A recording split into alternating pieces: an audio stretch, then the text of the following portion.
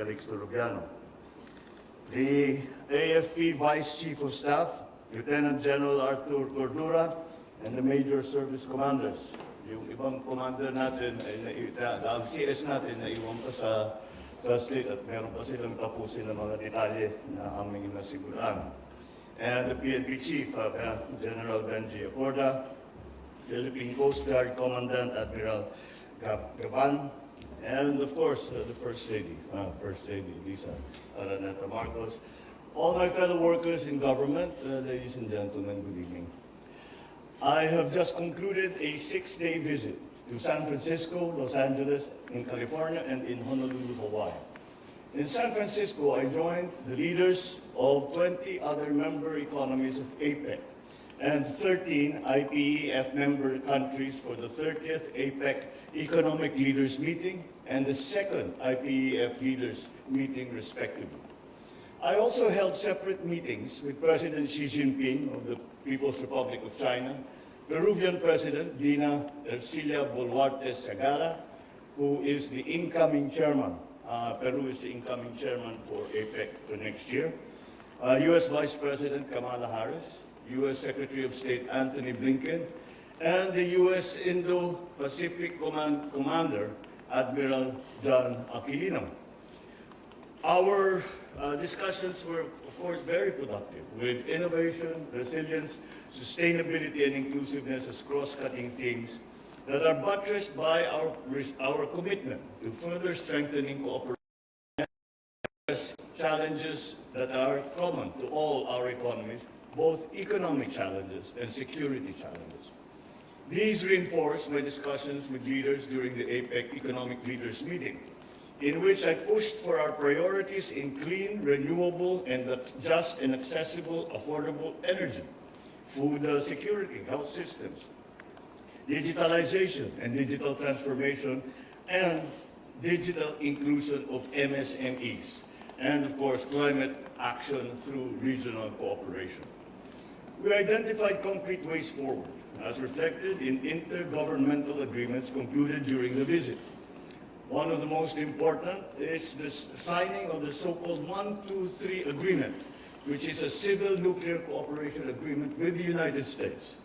This paves the way for potential nuclear power projects with American providers, as well as for streamlining licensing requirements for the private sector with respect to investments on nuclear-related intangible transfers of technology, while ensuring the highest standards of safety, security, and safeguards. This will bring us closer to our vision of a more energy secure and green Philippines.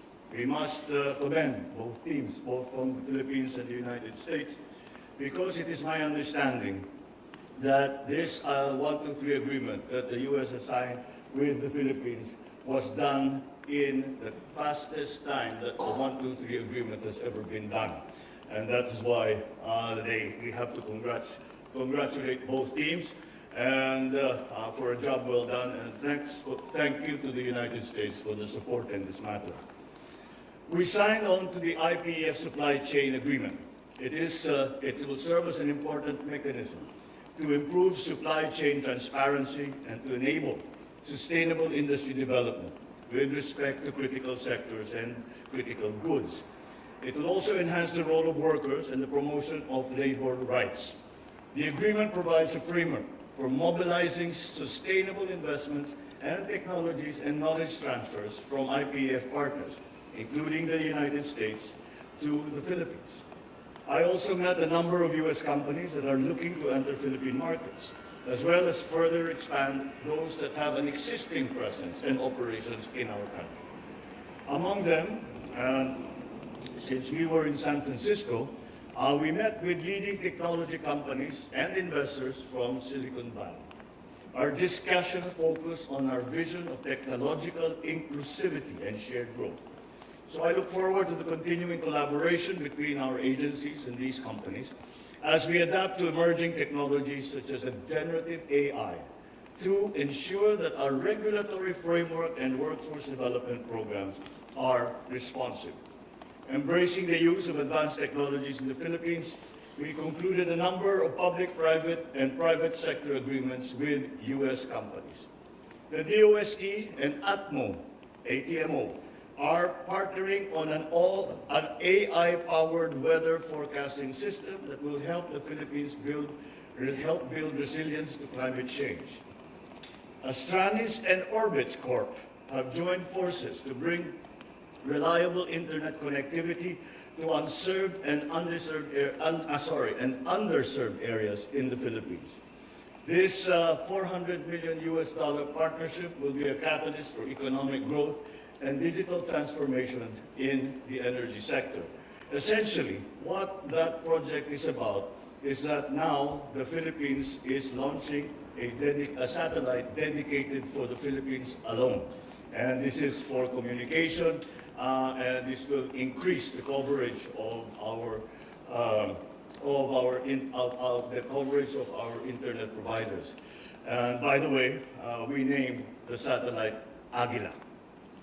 In the energy sector, Ultrasafe Nuclear Corporation and Meralco are undertaking pre-feasibility studies on micro-modular reactors. This partnership is a significant step towards exploring clean and sustainable energy options for the Philippines.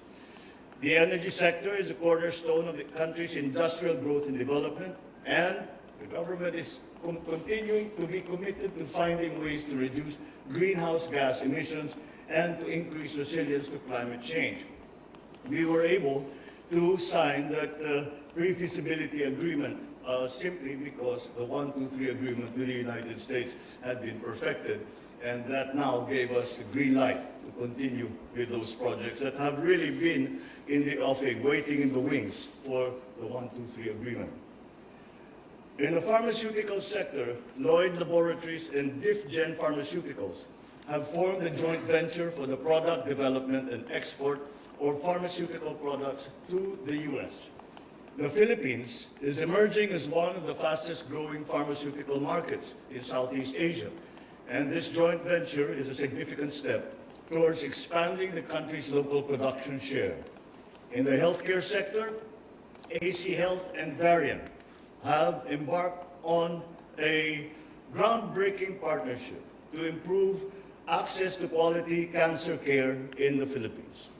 This cooperation agreement is a significant step in the fight against cancer. It reflects the Philippines' growing potential as a leading healthcare destination in Asia.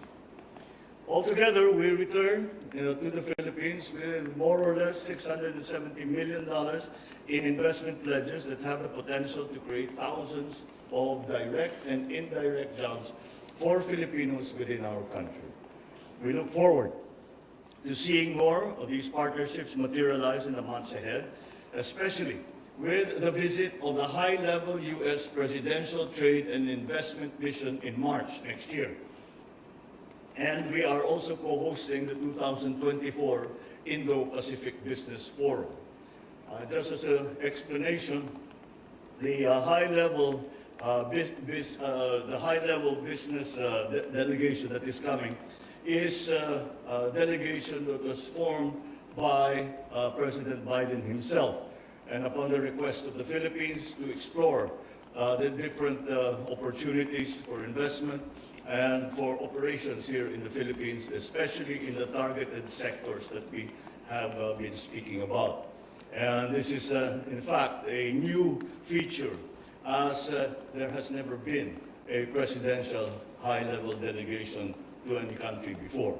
And that is, again, because of our continuing strong partnership with the United States. Of course, my visit would not have been complete without engaging with our kababayans in the Filipino communities around the cities where we visited. I had a great pleasure to meet about 1,000 of our kababayans in each of the 3 cities that we stopped at, including those from neighboring states, all the way from Alaska, Arizona, Nevada, Oregon, Texas, Washington State. They came all the way to be with us both in San Francisco and in Los Angeles. As ever, I thank them for their valuable contributions to their communities in the Philippines and in the United States, including the political achievements of some Filipino Americans. The good words said of Filipinos around the world makes me once again proud to be a Pinoy.